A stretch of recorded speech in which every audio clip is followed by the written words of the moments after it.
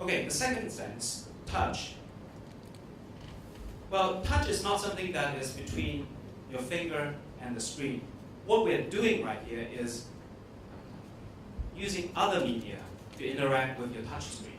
Because in the new world of advertising and marketing, you're looking at convergence of customer touch points.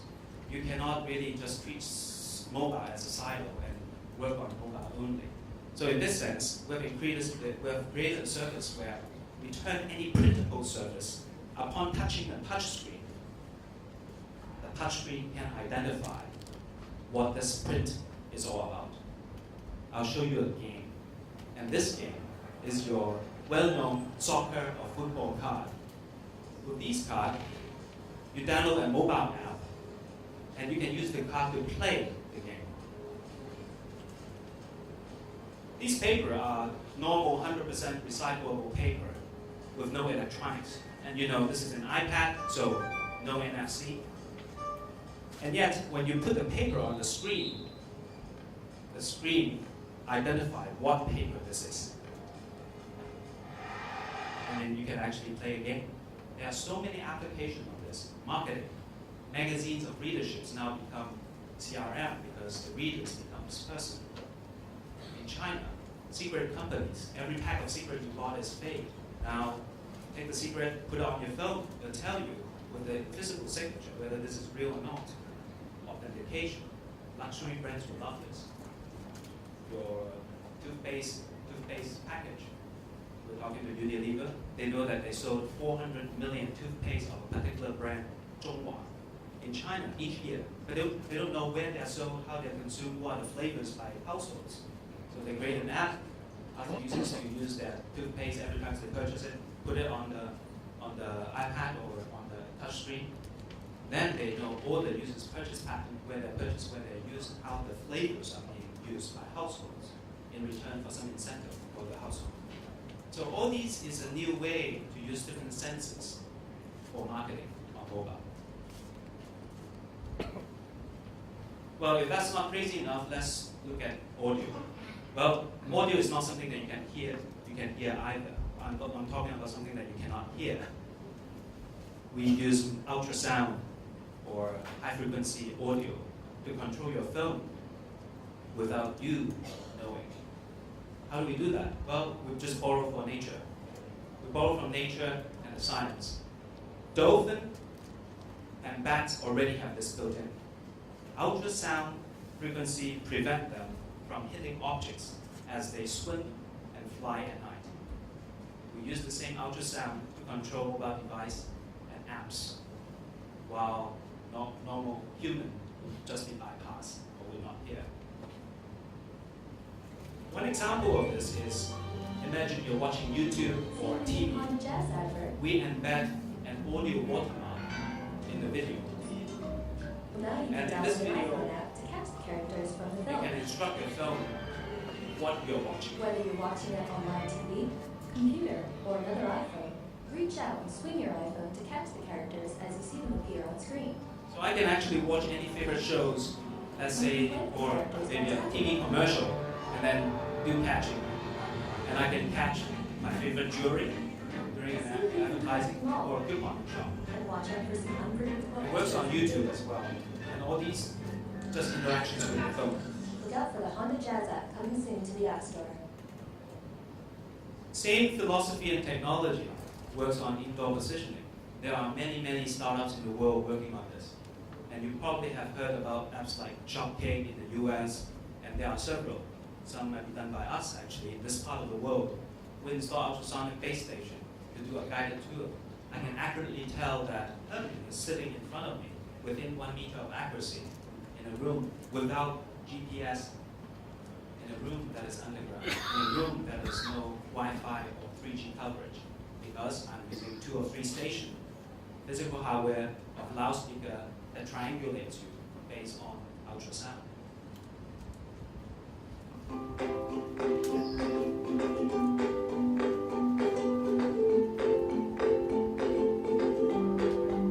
This person is in a shopping mall. And the shopping mall also happens to be indoor positioning equipped. So he goes out an app, immediately know where he is. And then he uses voice recognition to say, I want to go to H&M. Then the app will guide this person to H&M. Throughout the journey, give them some additional marketing incentives.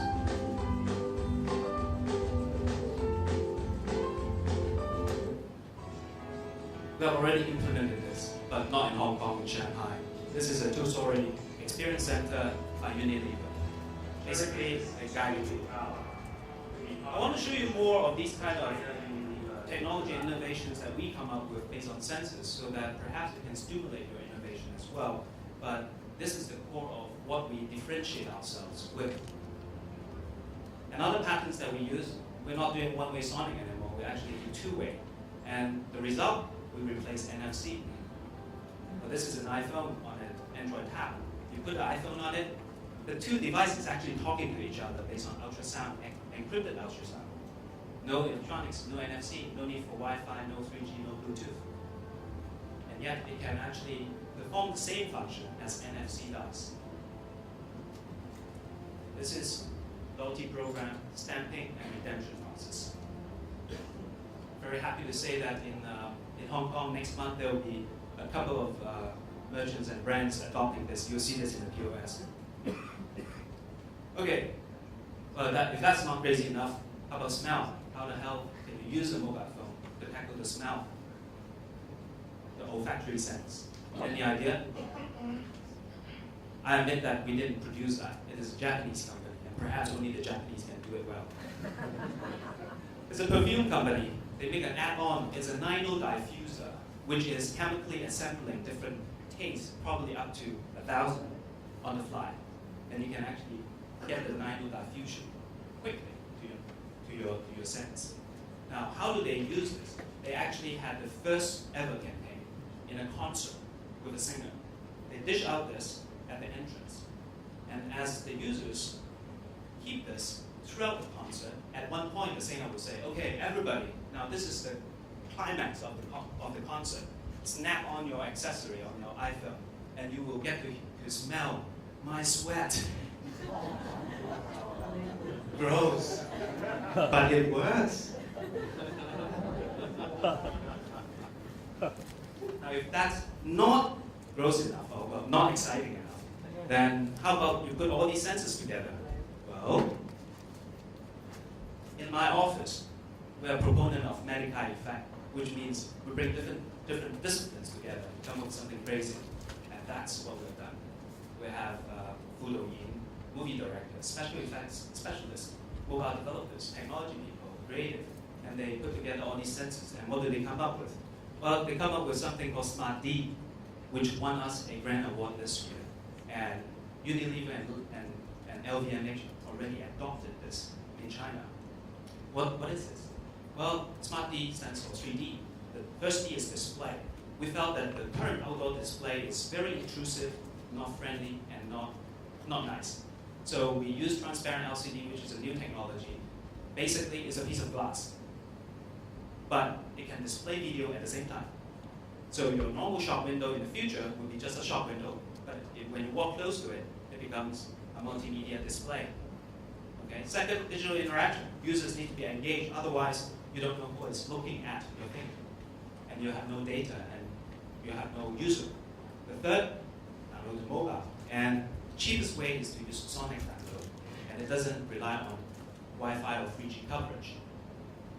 Well, after all these singing and dancing, and we were very happy about this, we found that this is an old idea because Tom Cruise already introduced this in 2002. In Minority Report, he was standing in front of a transparent screen doing all these motion sensing, digital interactions. It's already there as a concept. And now it's a reality. But even Tom Cruise missed one point. He missed the part about download to mobile. What's the point of having this half-an-hour interaction? You cannot take away the information that you personalize. Very easy. Pull out your phone, everything is downloaded, even without opening a camera or shooting at a QR code. Because the moment you pull out your phone, the sonic downloads to your phone.